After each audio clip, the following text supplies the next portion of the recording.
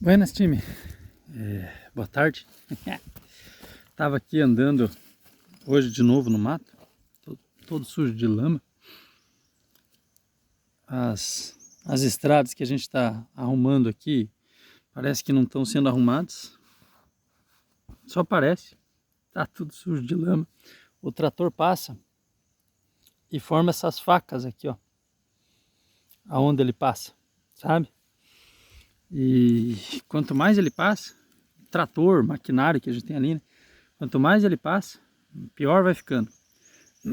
Então, e ainda está muito molhado, apesar de que hoje fez um dia de sol bonito. Agora está sol, são 4h30 da tarde.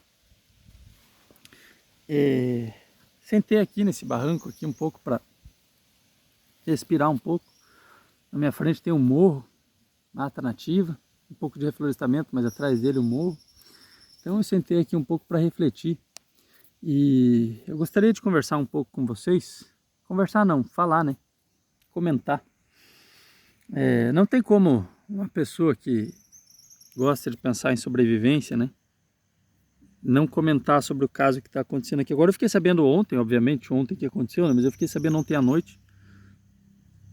Demorei um pouco para saber, porque eu estava no mato, né, vim andar no mato, estava aqui desde cedo de manhã, e aconteceu aquele caso na Serra Dona Francisca ali, né, divisa com Paraná e Santa Catarina. Aqui vai daqui para lá, né, e o acidente foi com um caminhão baú de ácido sulfurônico, sulfanurônico, sei lá, ácido alguma coisa. Derrubou tudo o ácido dentro do rio. E esse rio é o principal rio que abastece Joinville, né? Lá em Joinville eles devem ter uma espécie de represa, eu não sei como é que é, tá? Mas sabendo como que eles fazem a captação de água, pelo menos isso eu sei como é que funciona, né? Eles devem ter alguma contenção de água lá, alguma represa, e esse rio e essa represa devem servir de abastecimento para a cidade de Joinville. A cidade de Joinville é a cidade mais populosa, né? A maior cidade de Santa Catarina, maior até mesmo que a própria Florianópolis. A Florianópolis é uma cidade turística, né? São praias, né? Praias para surf, praias de dunas, muitos hotéis. É uma cidade turística, né? É uma cidade que está crescendo, obviamente, ainda, mas é uma cidade muito turística. Você tem a ilha de Florianópolis, né? A ponte. Então, Florianópolis não é a cidade mais industrial de Santa Catarina. Isso fica em cargo de Joinville. É em Joinville que você tem as maiores indústrias, empresas, inclusive aqui de Curitiba foram já várias indústrias para lá uns anos atrás, com todo essa questão fiscal, né? Todo um incentivo fiscal, foi feito um incentivo fiscal na cidade de Joinville alguns anos atrás, que roubou, né, bem dizer, dizendo assim, né, roubou algumas indústrias de grandes centros próximos, como Curitiba, Florianópolis, tal, enfim. E agora muitas pessoas trabalham nessas empresas, nessas indústrias e moram lá. É uma cidade grande, é uma cidade que já cresceu depois desse tempo aí. E agora eles estão enfrentando uma escassez de água. Ontem o acidente aconteceu ontem, acho que pela manhã, de madrugada, não sei. Não vi, eu só fiquei sabendo por terceiros, né? E acabei não vendo ainda a notícia em si. Estou repassando uma fake news, já pensou? É bem possível. Não, mas estou dizendo, né, a real, eu não fui atrás da fonte, então eu sei porque aconteceu, porque todo mundo comentou sobre isso, eu vi vídeos, né, de pessoas aqui na internet comentando, mas não fui atrás da fonte, não façam isso, certo? Eu estou fazendo isso agora, mas porque não é nada muito relevante, assim. É relevante, mas, né, não tem por que mentir. E as pessoas, o acidente aconteceu de manhã e as pessoas foram no mesmo dia, né, a notícia se espalhou. 1, 2 horas depois as pessoas zeraram o estoque de água dos supermercados. Claro que todo mundo tem medo de passar sede, tem medo de não poder cozinhar, tem medo de... né? Claro que as pessoas da cidade em si, dos grandes centros, vão precisar de água, né? Necessariamente, hospitais, restaurantes, hotéis, né? O dia a dia da cidade vai precisar de água. Então você não consegue manter o estoque de um hospital comprando packs de garrafinha d'água. Você não consegue manter o estoque de uma clínica veterinária mantendo com garrafinha d'água, né? Um hospital veterinário. Você não, de um posto de saúde, de um hotel, você não consegue manter com 10 packs de garrafinha d'água. E a prefeitura, o estado, né, de Santa Catarina, o governo federal vão ter que destinar, assim como acho que já está sendo feito, caminhões-pipa. Já tem muita gente que subiu para Curitiba em busca de água, que eu já fiquei sabendo. Não é tão longe assim de Joinville, né? Dá o quê? 200 km, 150 km. Então teve muita gente que já subiu para Curitiba buscando água, caminhões-pipa dali. Eu soube que já saíram. Curitiba está fornecendo água para lá, né? Para alguns locais, não sei aonde. Eu sei que está fornecendo porque eu já vi notícia dessa, ali de Curitiba.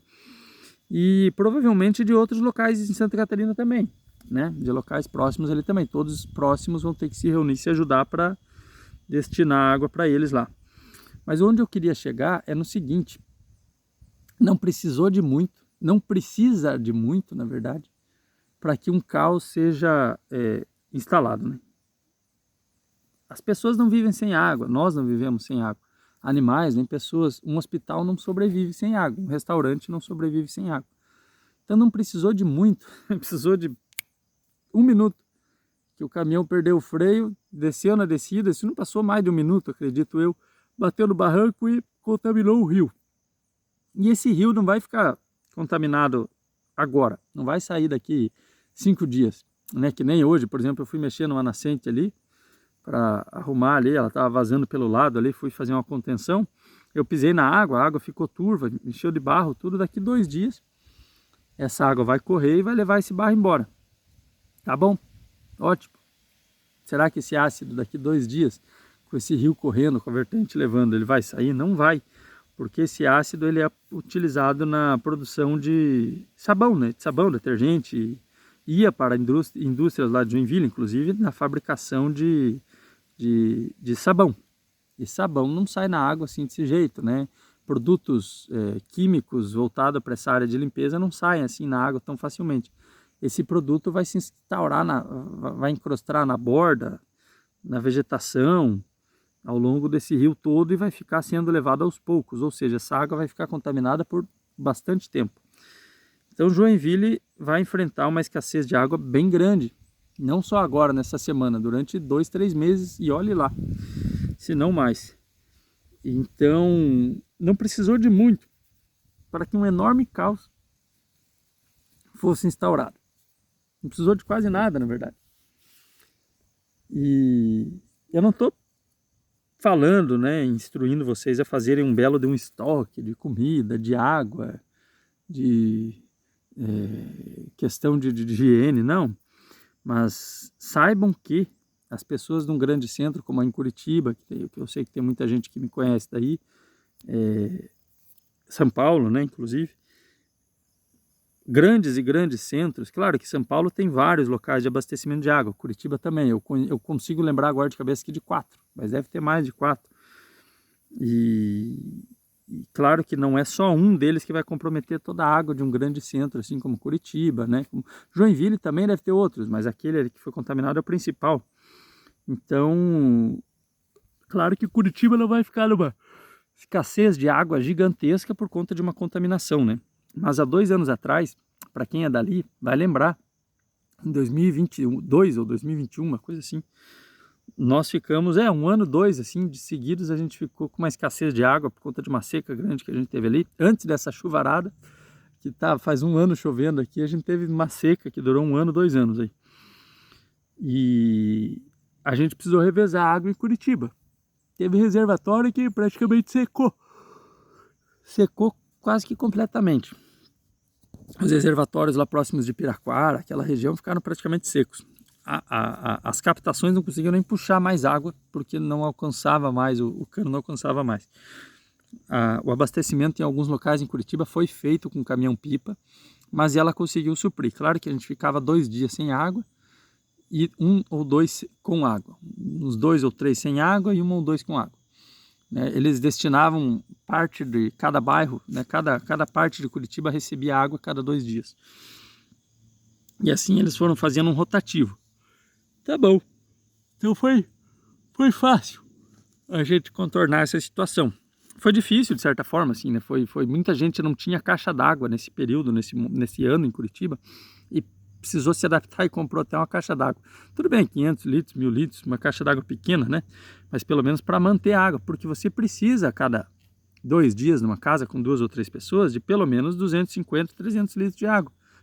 500 litros de água. Então muita gente saiu correndo comprar uma caixa pequena, porque sem ela você não vive. O ponto que eu queria chegar, né, que eu falei antes, não é você precisar estocar, não é você sair correndo comprar uma caixa d'água de 1.500 litros, meter na tua casa, encher ela de água e falar, pronto, agora estou seguro. Não. Ou sair correndo, que nem a época do papel higiênico. Meu Deus, vai faltar papel higiênico porque não estão fabricando, eu preciso cagar. Não, não é isso. Não faça um estoque de 15, 20 pacotes de papel higiênico, de 10 packs de água. Tudo bem, você vai morrer se você não tiver água.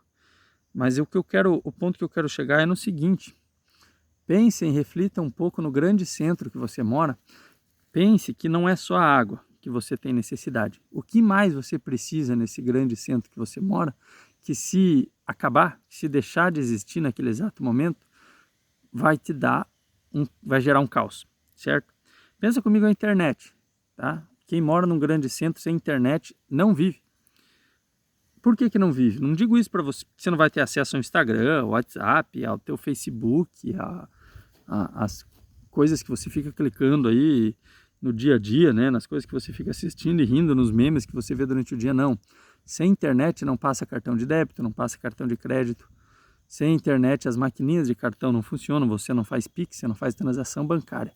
Então, um grande centro, com uma semana sem internet, o caos se generaliza. Porque eu não tenho dinheiro no meu bolso. Eu estou falando isso, mas eu não tenho dinheiro no meu bolso, eu uso Pix. Ah, é muito difícil isso acabar. É difícil, mas pode acontecer. O que fazer nessa situação de água, escassez de água? Você precisa ir para uma área retirada, para uma chácara, para uma fazenda, para uma área rural retirada, buscar água se o governo não fornecer para você. Claro que num grande centro, eles vão fornecer, eles precisam fornecer, mas eles vão fornecer primeiro para quem realmente precisa, né? Socialmente falando. Eles não vão fornecer para você, o alecrim dourado. Eles vão fornecer para hospital, restaurantes, repartições públicas, lugares, né, corpo de bombeiro, coisas assim. Porque você, o alecrim dourado, é uma pessoa que trabalha e mora num prédio de 15 andares e acha que precisa de água para tomar banho e ficar limpinho todo dia e fazer o teu macarrão e o teu miojo. Você não é ninguém comparado à necessidade pública, ao interesse público, né? Você não é nada. E é para lá que eles vão mandar a água. E é para lá que eles precisam mandar água, para quem precisa e para a maior parte da população necessitada. Então você, aí do grande centro, que numa caso de escassez de água, de internet, de comida, de papel higiênico, você vai ficar sem, se você não correr atrás e buscar o teu. Porque se você ficar dependendo, esperando o governo fornecer o papel higiênico no mercado, porque deu uma escassez de caganeira no país, a água contaminada fez com que o pessoal ficasse com dor de barriga e todo mundo se cagou e acabou o papel higiênico. Você não vai receber do governo assim, ó, rapidinho. Você vai precisar ir buscar. E você vai buscar, o teu vizinho vai, o teu outro vizinho vai, todo mundo vai buscar. Então você precisa arrumar tua vida num grande centro. Você não pode simplesmente sentar no teu sofá e esperar que o governo te forneça tudo, porque não vai acontecer. Assim como não vai acontecer na água. Muita gente vai ficar sem água. O governo está fornecendo caminhão-pipa. Tá, tudo bem, mas quantas pessoas não estão sem água lá em Joinville nesse exato momento? Quantas pessoas não... O que eles estão fazendo? Entendeu? Porque não está sendo fornecido para todo mundo. Tem mais de 500 mil pessoas lá. Contando, né? Eles estão mandando primeiro para as partes principais, como hospitais, né, escolas. Escolas não, porque acho que ainda não estão funcionando. Mas não tem. Então eles tiveram que sair de lá e ir buscar. E se isso acontece com comida, dá que nem acontece em alguns países. Aqui no Brasil é muito difícil, porque o Brasil é muito grande, a gente tem comida demais. Mas se der uma praga que afeta o Brasil inteiro, o milho do país inteiro, se tiver alguma praga, gafanhotos ou coisa assim que aumente, aquelas pragas do Egito, que nem a gente escuta em história, e acaba com o milho do Brasil, nós vamos entrar numa escassez de alimento, porque é com o milho que a gente alimenta o frango, é com o milho que a gente alimenta o gado, é com o milho que a gente alimenta o peixe, é com o milho que alimenta o porco, e nós que também comemos milho, é com o milho que se faz combustível, é com o milho que... Ah, a gente vai comprar dos Estados Unidos, sim, mas a qual preço? Vamos comprar a quantidade necessária para suprir o país inteiro? O grão do milho em si, a ração dos animais vai subir. Então poucas pessoas vão comprar ração, vão ter que ir para caminhos alternativos, vão ter que comprar da Argentina, que vai subir o preço também. Então é complicado. Aí a gente entra numa escassez de alimento que vai durar 1 ano, 2, por conta de uma pequena crise de gafanhotos que vieram e acabaram com o milho, só com o milho. Tudo bem, estou dando ideia do gafanhotos, mas pode ser qualquer outra praga. Ou você pode ter, como num rio Iguaçu, por exemplo, ali que sai de Curitiba e passa pelo estado inteiro, tem muitas cidades pequenas que usam o abastecimento de suas cidades como o rio Iguaçu. Se isso acontece em Curitiba, por exemplo, um acidente desse, e derrama um produto químico desse, semelhante a esse, no rio Iguaçu, ou próximo dele, né, que contamine a água de certa forma, muitas cidades vão passar por uma escassez de água como Joinville está passando, muitas. Eu acredito que até mais pessoas do que tem em Joinville, porque são pequenas cidades, cada uma com 15 mil habitantes, né? De 10 em 15, quando você for ver, dá 1 milhão de pessoas. E aí pronto, o Paraná está generalizado numa crise hídrica, numa crise de água, onde todas as cidades próximas também vão ter que fornecer água para várias cidades e não para uma só. Então vamos pensar um pouco, vamos repensar um pouco sobre como é morar num grande centro, achando que a gente está seguro a qualquer momento porque a água nasce do chão, está ali bem limpinha, vem no teu chuveiro, vem na tua torneira, porque ela não nasce ali. Ela percorre todo um percurso gigantesco dentro de florestas e matas, áreas protegidas, que o governo precisou determinar leis para proteger, porque senão todo mundo fazia de qualquer jeito. A gente tem aqui, dentro da área aqui embaixo é uma lagoa, certo? Tem um rio que abastece essa lagoa que vem dali e forma uma lagoa aqui embaixo, e ela sai para lá, do outro lado da fazenda, em forma de rio. Mas além dela, para lá dela, próximo do morro que tem lá, costeando aquele morro lá, é um rio. É um rio, a gente não pode mexer, a gente não pode chegar perto dele, derrubar nada, a gente não pode mexer, digo assim, produzir nada próximo ao rio. Isso está na lei, isso é lei, e a gente não pode fazer isso. Mas eu tenho um rio que passa aqui. Se eu contaminar esse rio aqui vai para a cidade de Antonina, no litoral do Paraná. Ele segue por aqui, vai lá para baixo, vai embora para Antonina, município de Antonina. Se eu contaminar esse rio, eu vou estar contaminando toda a Baía de Antonina, praticamente, né? Dependendo do produto que for, né? E a quantidade que for. Mas eu vou estar contaminando toda a Baía de Antonina, eu vou estar contaminando todas as chácaras e casas que tem aqui para baixo, e eu posso matar algumas pessoas fazendo isso daí aqui. Ou eu posso usar esse rio para me fornecer água num caso de escassez hídrica, que aconteça em Curitiba ou próximo aqui, em grandes centros assim próximo, eu posso usar esse rio para fornecer água para alguém, ou para mim mesmo, né? E claro que eu não estou fazendo isso agora, porque eu não tenho nem condições com essas estradas aqui, mas é uma possibilidade de, numa escassez, você buscar água nas áreas rurais, né? De produtores, de quem tem rio nas suas fazendas, porque aqui a gente não gasta água. Aqui eu não gasto água. Eu fui lá e enchi minha garrafinha com água da nascente. Eu não gasto água e fica correndo lá direto.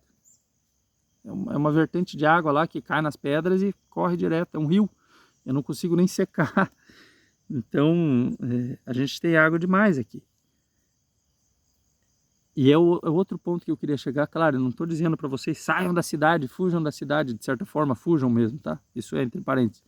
Mas eu não estou dizendo isso para vocês, fujam da cidade e vão para o interior, e vão para o mato, e vão para uma área rural, por questão de segurança, por questão de não depender de governo.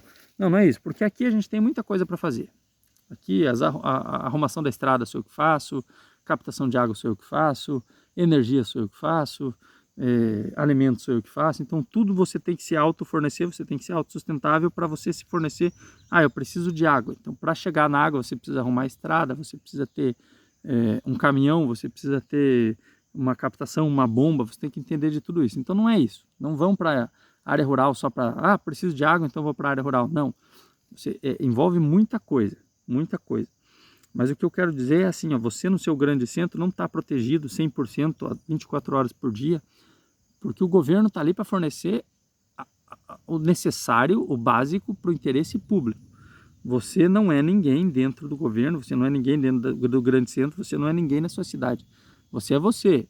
Ótimo, parabéns, você tem o seu direito fundamental, os direitos humanos, garantidos pela Constituição, mas na hora que o bicho pega, na hora do caos, na hora do pega para capar, você não vai ser ninguém, tá? Num caso de escassez hídrica, se você ganhar uma gota, eu não sei se as pessoas já viram aqueles filmes que se passam lá no interior da África, onde tudo é meio deserto, aquele filme do Menino que Descobriu o Vento, é um filme bem legal, indico para vocês. O pessoal mora numa região que não tem água, tá? Uma região muito seca, tem poucos rios, pouca água na região. E o pai do menino planta. Ele trabalha com lavoura. Eles são pobres, muito humildes, a cidade inteira é muito pobre. Então o menino conhece o professor da escola dele, ele vai para aula todo dia, ele conhece o professor da escola dele que tem na bicicleta dele não é um diodo, esqueci o nome do aparelhinho que acende a luz da bicicleta, é um farol. Para o professor poder andar de noite, ele tem um aparelhinho do lado da roda, à medida que a roda gira, ela gera energia para acender uma lâmpada. Então o menino pensa assim, poxa, se ele gira essa roda, eu posso fazer uma roda girar para gerar energia. E com a energia girando eu posso ter um poço na minha casa, eu posso botar uma bomba. As casas lá não tinham nem energia, para você ter noção, um lugar pobre, lugar humilde, cidade humilde. O interior do Nordeste pode muito bem fazer isso, né? Eu não vou entrar nesse debate, né? Questão social nossa aqui no Brasil, não vou entrar nesse debate, mas o menino descobriu que podia gerar energia na sua própria casa, na sua própria residência, podia fornecer água para o pai ter uma lavoura boa, poder vender mais, produzir mais e ganhar mais dinheiro. Ótimo! Isso é uma história real, tá? Isso é um caso real. Isso tem um livro, foi feito filme, o menino recebeu prêmios por conta disso, porque era um garoto e tal. Tudo bem, isso já tinha sido descoberto há muitos anos. Mas lá onde o menino morava, não. Ninguém sabia disso onde ele morava, porque ninguém tinha acesso a essas informações. Então aqui, no meio do mato, em áreas rurais, é exatamente assim que você precisa fazer. Você precisa conhecer de energia, de eletricidade, para você se gerar sua energia, sua eletricidade. Como que você pode fazer isso? Com a ajuda do vento, com a ajuda da água, com a ajuda hídrica. Você pode montar uma barreira, você fazer uma hidrelétrica pequena para você. Tem que entender um pouco disso. E um pouco de maquinário, porque você vai precisar de maquinário para fazer tudo isso. Então eu não digo para vocês, saiam da cidade, fujam da cidade para área rural, para vocês serem autossustentáveis. O ser autossustentável é muito difícil. É muito complicado, porque você não tem condições sozinho, a não ser que você tenha um pequeno terreno de 5.000 metros, com muita água, com um rio bacana passando atrás dele, entende? A não ser que você tenha o terreno, o local, e que esse rio não inunde, né? Porque se ele não dá, você se ferrou. Numa enxurrada, levou tudo que você tinha feito. Então você precisa do local perfeito, exato, para você conseguir. E o local perfeito, exato, custa muito caro. Além de que você não vai achar. Nenhum lugar é perfeito. Você precisa fazer esse local perfeito do jeito que você quiser. Por exemplo, aqui eu tenho mato atrás de mim, certo? Eu estou sentado no barranco. Se eu quisesse fazer aqui uma casa, eu teria que desenvolver do jeito que eu quiser. Ah, mas o terreno não comporta. Bom, eu tenho que desenvolver do jeito que eu precisar. Fazer o quê? E essa escassez de água coloca o ser humano de um grande centro muito à prova, coloca em xeque a existência do ser humano num grande centro. Dá para sobreviver? Dá, mas saiba que você não pode depender do governo. Ah, mas como que eu vou fazer um poço na minha casa se eu preciso de liberação do meio ambiente aqui, do órgão do meio ambiente do meu município? Bom, você tem duas opções. Ou você corre atrás de toda essa documentação, ou você só faz e responde, paga a multa e se ferra. Enfim, você tem duas opções, né? Eu aconselho vocês irem para o lado da legalização, da documentação, da burocracia, porque o país é assim, né? Como que você planta alimento numa área urbana, sendo que você tem pouco espaço? Arrenda, aluga de alguém, aluga um terreno próximo da tua casa, um terreno baldio, um terreno que não tem nada. O cara está querendo alugar ou vender aquele terreno, liga para ele lá, fala, pô, o que você acha de me alugar aí por tanto por mês aí eu produzir milho, tomate? Se você fizer uma horta, plantar tomate, uma horta, milho, abobrinha, coisas assim que dão fácil, né? Que não precisam de muito manejo, você tem alimento. Você e as pessoas próximas a você, né? Cerca, tudo bonitinho esse terreno, e faz o teu alimento dali. Numa escassez de alimento, você sabe que fome você não pode, talvez não passe, talvez, né? fure um poço nesse terreno também, porque para produção rural, para produção de alimento, você até consegue uma ONG que possa correr atrás disso para você junto e conseguir liberação para você furar esse poço aí sem depender de muita burocracia, porque você pode dizer que isso aí é para fornecer alimento na região, fornecer alimento no bairro. Você está fazendo uma horta para você, mas você fornece um pouco de alimento para as pessoas humildes no teu bairro, para escolas no teu bairro, você fornece um pouco de alimento. Então você consegue uma liberação um pouco mais simplificada e facilitada por conta disso, né? Tudo é possível. Então você pode ter água, aí nesse caso você vai ter água para você, se você tiver um poço, você pode encher galões, você pode fazer uma captação com uma caixa d'água lá, e numa caso de escassez de água, você vai ter a tua caixa d'água lá. Tudo bem, você vai ter que buscar, mas ou fazer uma, não tem como se fazer subterrânea em área urbana, né? Nem pode. Mas enfim, você sabe que ali você vai ter água, se precisar você tem lá. Então são situações, mas eu moro em apartamento, não tenho nada de terreno próximo a mim, porque eu moro no centro da minha cidade. Bom, aí paciência, aí você está botando a sua vida na mão de outras pessoas, sabe? Então você abandonou a sua autossuficiência, assim, de vida, você abandonou a tua... Você é dependente de todo mundo para tudo, água, luz, energia, tudo, comida, alimento, lazer, tudo. Então, eu queria falar um pouco sobre usar um pouco esse caso que aconteceu aí da água, né, em Joinville, em Santa Catarina. Ainda bem que não foi, sabe aquele seriado lá, Todo Mundo Odeia o Chris, que o Greg chega pro Chris o tempo inteiro e fala, cara, ainda bem que eu não sou você. Desculpa se tem gente de Joinville que vai assistir esse vídeo, se teve gente de Joinville que assistiu, mas eu vou ter que falar, cara, ainda bem que eu não sou de Joinville. Cara, ainda bem que eu não sou vocês, né? Desculpe pelo pessoal de lá, né? Não gostaria de estar na pele deles, assim como eu não gosto da pele deles passando por isso. Mas acontece, não fui eu que causei o acidente, nem queria isso. Acontece, paciência. Agora o negócio é tentar passar por isso da melhor forma possível. Busquem locais que forneçam para vocês o básico que vocês precisam. Será que vocês precisam de tudo isso que vocês têm na cidade? E se de repente tudo isso que vocês se utilizam na cidade, se de repente acabar a internet, luz, água, alimento? Eu sei que tem coisas que a gente precisa na cidade obrigatoriamente, senão vira um caos. Busquem alternativas dentro da cidade ou próximo a ela que forneça para vocês esse necessário para vocês viverem. No frio, aqui no sul, a gente precisa de casaco. É a mesma coisa de você não ter casaco no frio e precisar dele, você vai passar frio, você pode até morrer, dependendo do frio que fizer e você estiver na rua, de hipotermia. Isso acontece, alguns moradores de rua morrem no frio, então vocês precisam de casaco no frio, vocês precisam de água, vocês precisam de alimento, busquem. E quem compra o casaco para vocês é o governo ou são vocês? Busquem aquilo que vocês precisam da forma que vocês querem. Não esperem o governo trazer, porque se o governo precisar trazer, ele vai demorar, vai trazer do jeito dele e o teu papel vai ser só aceitar. Se de repente vier uma água barrenta para essa turma beber, uma água cheia de cloro, uma água suja que veio de algum local barrento, pegaram das nascentes próximas à cidade, mas aí de tanto que o povo está mexendo na nascente, ela fica barrenta, fica suja, fica marrom, aí o governo vai dar a desculpa de que, olha, veja bem, vamos ter que aceitar essa água. Claro que vão ter que aceitar, porque é a única que tem. Então, se você não se importar de beber essa água que eles vão te dar, tudo bem. Baixa a cabeça, toma de canudinho, que tá perfeito. Agora, se você quer a sua água limpa, não foi você que causou o acidente, eu sei. Mas se você quer a sua água limpa, você vai ter que buscar. Não vai ter que depender do governo, tá? Pensem bem que as cidades, elas são, eu já falei isso várias vezes, elas são fadadas a acabar. Os grandes centros, eles se auto-sabotam, tá? Fiquem na paz de já. Eu vou deixando vocês por aqui. Já deu meia hora de vídeo. E eu vou continuar a minha caminhada.